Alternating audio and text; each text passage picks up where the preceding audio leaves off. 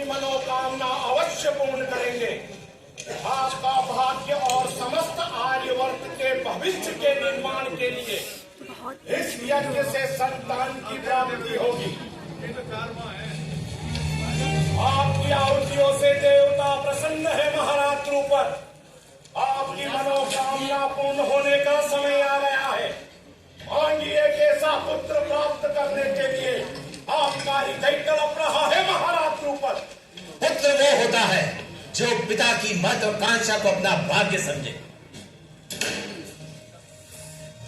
मेरे तलवार की आहुति देकर मैं मांगता हूं ऐसा पुत्र जिसका क्रोध इस तलवार की भांति तीक्ष्ण हो।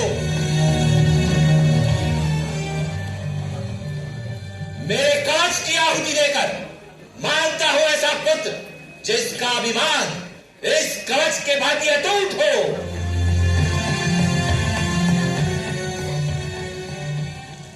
मेरे रक्त की आहुति देकर मांगता हूं ऐसा पुत्र जिसके रक्त के हर कण कण में प्रतिशोध बसा हो। मुझे ऐसे पुत्र की कामना है जो द्रोण का शीश काट कर मेरे चरणों में अर्पित करे।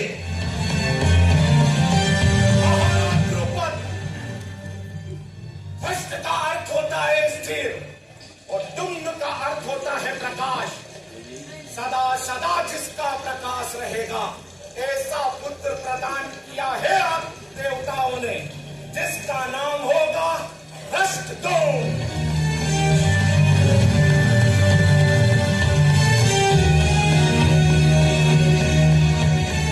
मेरा पुत्र हस्तद्रोण। आपके आदेश का पालन करने हेतु मैं अपने प्राण त्याग कर सकूं। जुग जियो, आलिंगन दो अपने पिता को। मेरा पुत्र हस्तद्रोण। देवताओं ने हम पर उपकार किया है महाराज द्रुपद। हमारे पुण्य के बदले में आपको पुत्र का प्रसाद मिला है। अब समय आ गया है उस महाप्रसाद को प्राप्त करने का जो आपके भाग्य में लिखा है। अपनी पुत्री के जन्म के लिए आहुति दीजिए महाराज द्रुपद। मूर्ख नहीं हूं मैं महर्षि। मुझे पुत्र चाहिए था और वो मुझे प्राप्त हुआ है। अब मैं कोई आहुति नहीं दूंगा। ठहरो महाराज द्रुपद। इस यज्ञ से जन्मी हुई कन्या आर्यवर्त का भाग्य है। इसे स्वीकार करना ही होगा तुम्हें। कोई स्त्री कभी किसी का भाग्य नहीं होते और पिता को पुत्री से कभी कुछ प्राप्त नहीं होता। मूर्ख हो तुम द्रुपद। पुत्री से ही प्रेम प्राप्त होता है, पुत्री से ही सम्मान प्राप्त होता है और पुत्री से ही धर्म प्राप्त होता है। क्या मत बोलो महाराज द्रुपद। पुत्र केवल परिवार को ही धर्म देता है और पुत्री आने वाले भविष्य में समस्त संसार को धर्ममय बना देती है। और संसार में जो भी कुछ अच्छा है वह केवल और केवल पुत्री से ही प्राप्त होता है महाराज द्रुपद। रुक जाइए महाराज द्रुपद। इस यज्ञ को पूर्ण छोड़ नहीं पाओगे तुम। और देवता भी तुम्हें जाने की आज्ञा नहीं देंगे। क्या देंगे देवता मुझे इस प्रकार हठपूर्वक आहुति मांगकर? क्या देंगे देवता मुझे?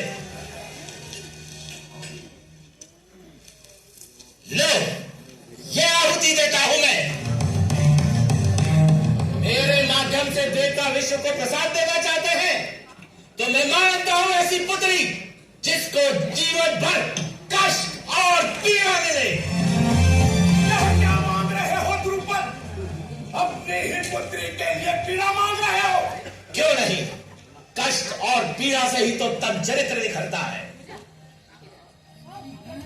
ये अभी इसके भांति श्वेत और शांत चरित्र हो उसका, उसे संसार भर की अपवित्रताएं प्राप्त हो, फिर भी उसे पवित्र समझा जाए। दे सकते हैं देवता ऐसी पुत्री मुझे? ये धान जो सबको बल देता है, ऐसी शक्ति हो उसके हृदय में, तो जीवन भर उसको ऐसे प्रसंग मिले जो किसे भी निर्बल कर दे, पर वो स्वयं भी बलवान रहे और दूसरों को भी बल दे सके। दे सकते हैं देवता ऐसी पुत्री मुझे? ये गुलाल जो कभी अपना रंग नहीं बदलता, ऐसा शौर्य हो उसका, क्या मिलेगी ऐसी पुत्री मुझे? ये कुमकुम, इससे सुंदर विश्व में कुछ भी नहीं। मेरी पुत्री विश्व में सबसे सुंदर हो और दूसरों को भी सुंदरता दिखा सके। दे सकते हैं देवता ऐसी पुत्री मुझे? ये पुष्प जब कुचल जाता है तो सुगंध देता है। मांगता हूं उस कन्या के साथ जीवन भर अन्याय हो और वो न्याय की सुगंध फैलाए। दे सकते हैं देवता ऐसी पुत्री मुझे? देवताओं का कार्य करने जन्मी है ये पुत्री द्रुपद। इसका जतन करना, इससे मूल्यवान तुमने कभी कुछ पाया ही नहीं और न कभी कुछ पा सकोगे। महाराज द्रुपद, ये कन्या आर्यवर्त का भविष्य बदल देगी। इसके द्वारा नए इतिहास की रचना होगी। ये है तुम्हारी पुत्री द्रुपद। देवताओं ने इसका नाम दृष्टा रखा है। ये यज्ञ से जन्मी है, इस कारण ये यज्ञ से नहीं कही जाएगी। संसार में तुम्हारा स्मरण इसी नाम से जीवित होगा। ये द्रौपदी कहलाएगी।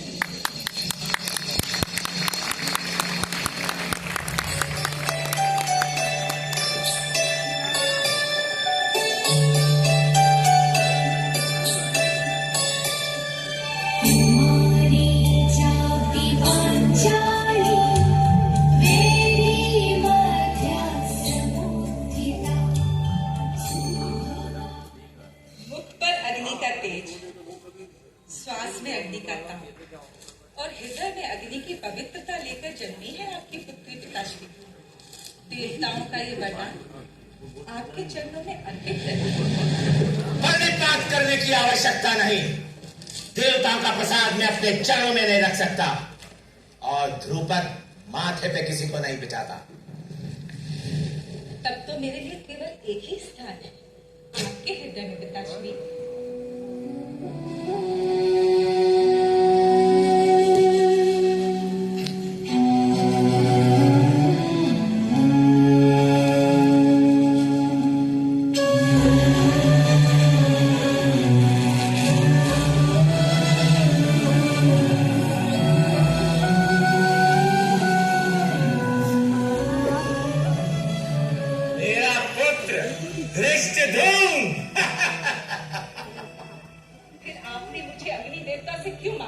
मैंने नहीं मांगा तुम्हें, देवताओं ने हक पूर्वक दिया है तुम्हें, मुझे पराजित करके दिया है।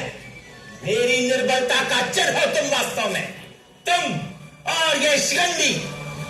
मुझे मेरी पराजय का स्मरण कराती हो तुम दोनों मुझे। ताश्री, इस सम्मान पर जीजी का अधिकार है। आप बिना किसी कारण के अधिकार जीजी से क्यों छीन रहे? अपने पिता से प्रश्न करने का साहस करती हो? संतान के प्रश्नों का समाधान तो पिता ही कर पाते हैं। पिता से प्रश्न करने के लिए केवल प्रश्न का होना आवश्यक है, साहस की कोई आवश्यकता नहीं। प्रलाप न करो द्रौपदी, इस शिखंडी ने मेरे विश्वास की हत्या की है। ये भीष्म के प्राण लेने वाली थी और स्वयं गुरुकुल के राजकुमारों द्वारा पराजित हो गई।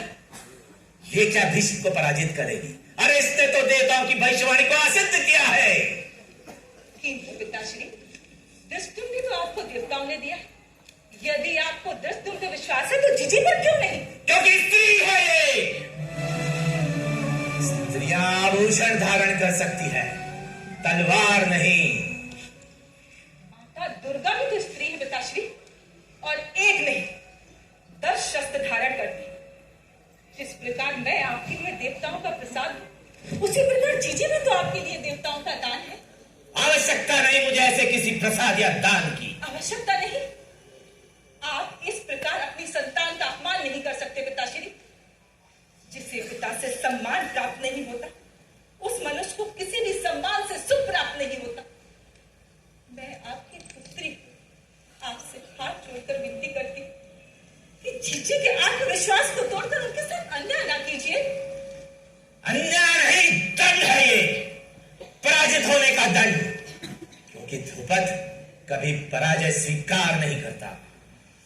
किंतु उस युद्ध में तो आपकी भी पराजय हुई होगी पिताश्री, तो दंड केवल जीजी को ही क्यों दे रहे हैं आप? अगर जीवित रहना चाहती हो तो चली जाओ यहां से, अन्यथा पिता के अपमान में मृत्यु दंड मिलेगा तुम्हें। अब तुम्हारे लिए यहां कोई स्थान नहीं, चली जाओ। रक्षक, इस कन्या को कांपिल्य नगरी से निष्कासित किया जाता है। इसे नगर द्वार के बाहर छोड़ दिया जाए। अभी पिताश्री ऐसा मत कीजिए। कौन करेगा मेरी बहन की रक्षा? मेरी बहन को इस तरह निष्कासित मत कीजिए पिताश्री, मत कीजिए। जो आज्ञा पिताश्री, यदि यही आपका आदेश है तो मैं अवश्य चली जाऊंगी। मैं आपकी पुत्री हूं। यदि अपमानित होने के बाद यहां रही तो आप पर ही लांछन लगेगा।